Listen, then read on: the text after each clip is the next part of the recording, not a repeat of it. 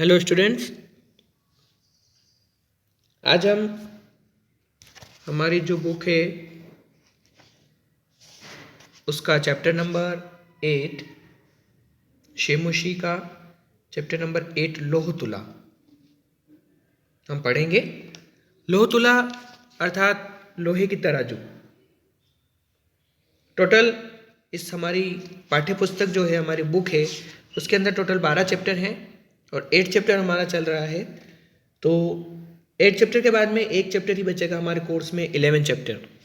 वो भी आपको नेक्स्ट वाले जो क्लास होगी उसके अंदर कंप्लीट करा दिया जाएगा।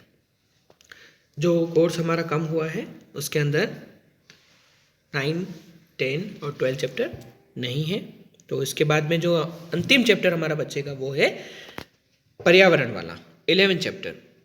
ठीक है, तो आज हम लोह तुला जो चैप्टर है उसका पूरा पाठ का अनुवाद कंप्लीट करेंगे। उसके बाद क्वेश्चन आंसर। तो सबसे पहले पाठ का परिचय कि अयम पाठः विष्णु शर्मा विरचितं पंचतंत्रम इति कथा ग्रंथस्य मित्रभेद नामक तंत्रस्य संपादितः अंशः अस्ति। कि प्रस्तुत पाठ विष्णु शर्मा द्वारा रचित पंचतंत्रम नामक कथा ग्रंथ के मित्रभेद नामक तंत्र से संकलित है ना। इसमें क्या बता रखा है कि अस्यां कथायां एकः जीर्णधन नामकः वणिक् विदेशात् व्यापारं कृत्वा प्रत्यावर्त्य संरक्षितन्यास रूपेण प्रदत्तां तुलां धनिकात् याचते। इसमें विदेश से लौटकर जीर्णधन नामक व्यापारी अपनी धरोहर को सेठ से मांगता है। धरोहर मतलब जो जो उसके सेठ के पास में रख के गया था, तराजू, उस तराजू के बारे में, लोहे की तराजू के बारे में। परंच सः धनिकः वदति यत् तस्य तुला तु मेष्केः भक्षिता। ततः स वणिक् धनिकस्य पुत्रं स्नानार्थं नदीं प्रति नयति। कि तराजू चूहे खा गए हैं, ऐसा सुनकर जीर्णधन उसके पुत्र को स्नान के बहाने नदी तट पर ले जाकर गुफा में छिपा देता है। कि उसके सेठ था, उसको उसने बोल दिया कि तराजू चूहे खा गए। तो इसके बाद में वो उसके पुत्र को स्नान के नहाने के बहाने नदी के तट पर ले जाता है और उसको कहीं गुफा में छुपा देता है। ठीक है, तो परंच तुला तु मेष्केः भक्षिता ततः स वणिक् धनिकस्य पुत्रं स्नानार्थं नदी प्रति नयति तं तत्र नीत्वा च सः एकस्यां गुहायां निलीयते।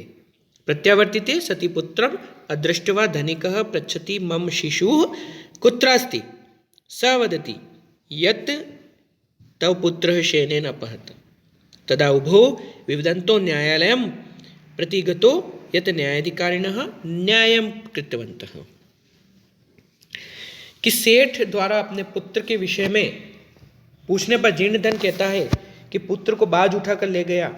इस प्रकार दोनों आपस में लड़ते हुए न्यायालय पहुंचे। न्यायालय मतलब कोर्ट में, जहाँ जो न्याय करने वाले हैं उन्हें उचित न्याय प्रदान कर देते हैं।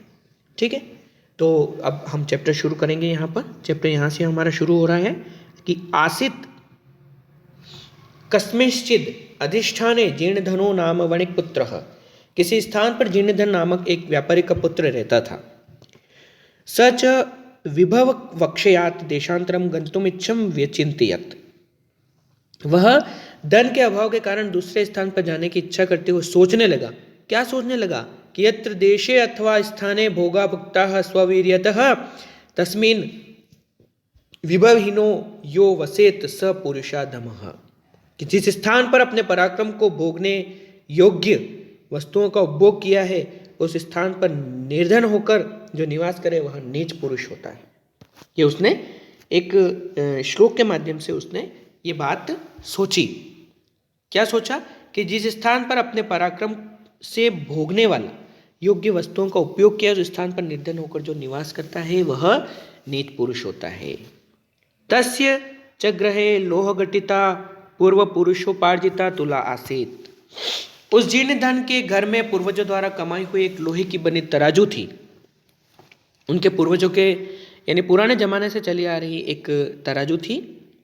ताम च कस्यचित् श्रेष्ठिनो गृहे निक्षेप भूताम कृत्वा देशांतरम प्रस्थितः। वह उसे किसी धनवान के घर में धरोहर के रूप में रखकर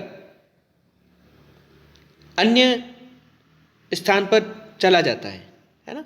किसी के पास में कि ये मेरी धरोहर है, इसको आप संभाल के रखना, इस प्रकार बोलकर वो दूसरे देश में चला जाता है। ततः सुचिरम कालम देशांतरम यथेच्छया भ्रांत्वा पुनः स्वपुरम आगत्य तम श्रेष्ठिनम अवदत्। तब लंबे समय तक इच्छानुसार घूमकर अपने नगर में लौटकर उस धनवान ने कहा, भो श्रेष्ठिन, अरे सेठ जी, देताम में सा निक्षेप तुला, कि सेठ जी मेरी वह धरोहर रखी तराजू दे दो, है ना। वो जो उस सेठ के पास में धरोहर के रूप में रख के गया था, वो तराजू उससे उसने मांगी। तो सो अवदत्, उसने क्या कहा, सेठ ने, बोह, अरे नास्ति सा, वह तराजू तो नहीं है। तो दिया तुला मुश्के बक्षिता इति, तुम्हारी तराजू को तो चूहे खा गए, ये उस सेठ ने उससे कहा। जीर्णधन अवदत्, भो श्रेष्ठिन, जीर्णधन बोला, हे सेठ जी, नास्ति दोषस्ते, यदि मुश्के बक्षिता, यदि उसे चूहों ने खा लिया तो इसमें तुम्हारा अपराध नहीं है। ईदृशः एव अयम संसारः, यह संसार ऐसा ही है। न किंचिदत्र स्वास्थ्यमस्ति, शाश्वत यानी स्थिर नहीं है, यहां कुछ भी स्थिर नहीं है।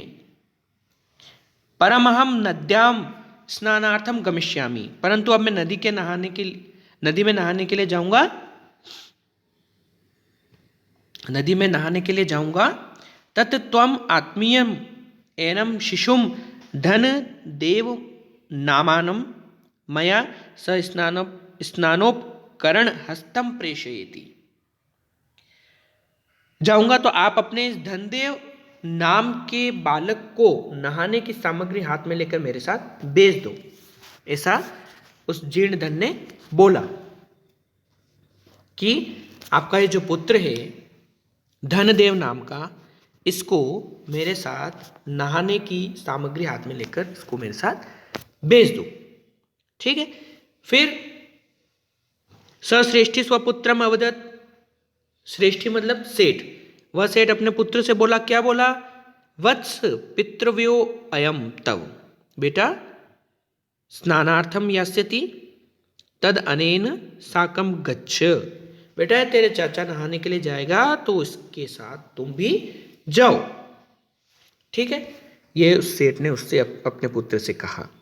अथा सो श्रेष्ठी पुत्र धनदेव स्नानोपकरणम आदाय प्रहष्टमनः तेन अभ्यागतेन सह प्रस्थितः। इसके बाद वो सेठ का बेटा नहाने का सामान लेकर प्रसन्नचित मतलब खुश हुआ, प्रहष्टमनाः खुश हुआ, उस अतिथि के साथ रवाना हो गया, ठीक है।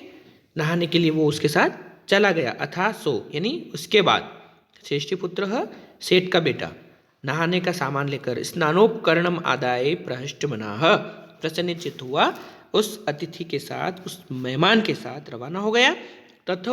तथा नुष्ठिते स वणिक स्नात्वा तम शिशुम गिरिगुहायाम प्रक्षिप्य, ऐसा करने पर वह व्यापारी नहाकर उस बालक को पर्वत की गुफा में रखकर, शिशुम गिरि गुहायाम यानी पर्वत की गुफा में, प्रक्षिप्य यानी रखकर, तद द्वारम बृहत शिलिया आच्छाद्य सत्वरम गृहम आगता, उसके दरवाजे को विशाल शिला से ढककर, विशाल शिला मतलब एक किसी चट्टान से ढककर शीघ्र घर आ गया अकेला, उस लड़के को उसने वहीं पर छोड़ दिया।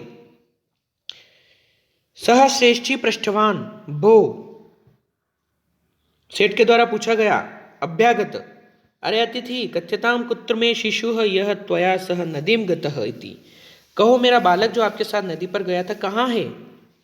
सह अवदत्, वह बोला, क्या बोला, तब पुत्र नदी तथा शयनतः इति, नदी के किनारे से वह हिंसक पक्षी विशेष बात के द्वारा अपहरण कर लिया गया है। तथा मुष्का स अवदत्, श्रेष्ठी अवदत् मिथ्यावादीन किम क्वचित शियेनो बालम हर्तुम शक्नोति। सेठ बोला, क्या बोला, कि क्या कहीं बाज बालक को अपहरण करने में समर्थ है क्या? तत् समर्प्य में सूतम अन्यथा राजकुले निवेदिष्यामि ति, तो मेरे बेटे को दे दो, नहीं तो राज दरबार में शिकायत करूंगा। यानी जहाँ पर न्याय होता है वहाँ पर वो शिकायत करने के लिए बोलता है। जो सेठ है वो किसको बोलता है? जीर्णधम, जो उस बालक को नदी के तट पर ले गया था, वहाँ से उस बालक को वहाँ पर छुपा कर आ गया, उसके बारे में बोलता है। सो अकथयत भो सत्यवादीन, वह बोला हे सत्यवादी। अब बोल रहा है वो, यथा शेनो बालम न नयति तथा मुष्कापि लोहघटिताम तुलाम न बक्ष्यन्ति। हे सत्यवादी, जिस प्रकार से बाज बच्चे को नहीं ले जाता, उसी प्रकार चूहे भी लोहे की बनी तराजू नहीं खाते हैं, है ना। तदर्प में तुलाम यदि दार्केण प्रयोजनम इति, यदि पुत्र से प्रयोजन है, प्रयोजन मतलब लगाव, पुत्र से लगाव है तो मेरे तराजू दे दो। तदर्पय में तुलाम, मेरे तराजू मुझे दे दो, है ना। ये जो चित्र के माध्यम से ये न्यायालय में खड़े हैं, कोर्ट में खड़े हैं, जहाँ पुराने जमाने में न्याय होता था, राजा महाराजा न्याय करते थे, तो वो वहाँ पर खड़े हैं। तो ये चित्र के माध्यम से हमें बता रखा है। एवं विवद मानो तौ द्वावपि राजकुलम गतो, इस प्रकार झगड़ा करते हुए दोनों राजा के दरबार में पहुंचे। तत्र श्रेष्ठी तार स्वरेण अवदत, वहां सेठ ऊंची आवाज में बोला, क्या बोला? भो वंचितो अहम, अरे बड़ा अन्याय, बड़ा अनुचित हुआ। अब्रह्मण्यम अनेन चोरेण मम शिशुः अपहृत इति, मेरा बेटा इस चोर के द्वारा चुरा लिया गया है ना, ये बोला। अथ धर्माधिकारिणः, इसके बाद न्यायाधिकारी लोग उससे बोले, तम अवदन भोः समर्पयताम श्रेष्ठी सुतः, अरे सेठ का बेटा दे दो, उसको बोले। किसको बोले? जीर्णधन को। सोअदत किम करोमि, उसने कहा क्या करूं? पश्यतो में नदी तटात शयन शिशु अपहरत, मेरे देखते देखते बाज द्वारा नदी के किनारे से उसे ले जाया गया। इति, ऐसा वो बोला। तच्छ्रुत्वा ते अवदन भोः, उसे सुनकर वे बोले, भवता सत्यम नाभिहितम, अरे आपने सही नहीं कहा। किम शेनः शिशुम हर्तुम समर्थो भवति, क्या बाज बालक का अपहरण करने में समर्थ है? कि एक बालक को बाज उठाकर ले जा सकता है क्या? ये उसने कहा। सो अवदत भोः भोः श्रुताम मदवचः, वह बोला, अरे अरे मेरी बात सुनो।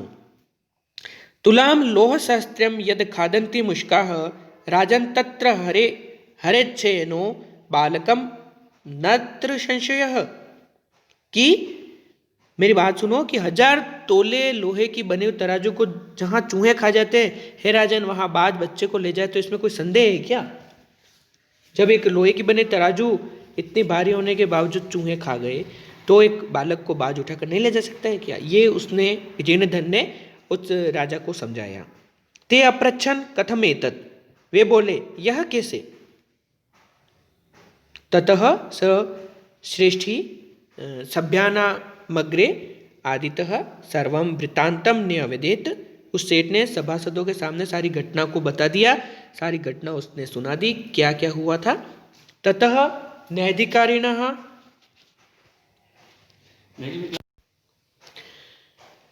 न्यायाधिकारिणः विहस्य तौ द्वावपि संबोध्य तुला शिशु प्रदानेन तोषितवन्तः, तब उन्होंने हंसकर उन दोनों को आपस में समझा बुझाकर तराजू और बालक को दिलाकर संतुष्ट किया। उसने जीर्णधन को अपनी तराजू दिला दी और उस सेठ को अपना पुत्र दिला दिया।